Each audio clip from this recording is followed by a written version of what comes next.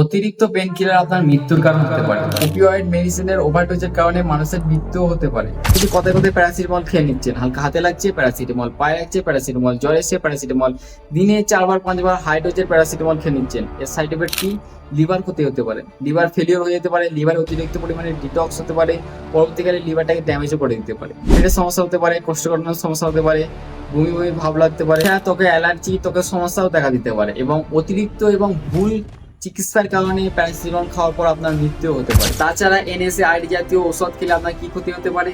কিডনিতে সমস্যা হতে পারে, কিডনি ফেলিয়ার হতে পারে, লিভারের সমস্যা হতে পারে, হার্টের ঝুঁকি হতে পারে, হার্ট অ্যাটাক হতে পারে।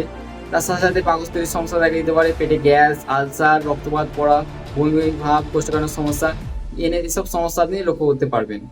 তাই প্রয়োজনে পেন কিলার ওষুধ খাবেন এবং অবশ্যই ডাক্তারের পরামর্শ নিয়ে ওষুধ খাওয়ার চেষ্টা করবেন। ন্যাচারাল ভাবে সুস্থ হতে চাইলে আয়ুর্বেদিক ডাক্তারের সাথে পরামর্শ নিন।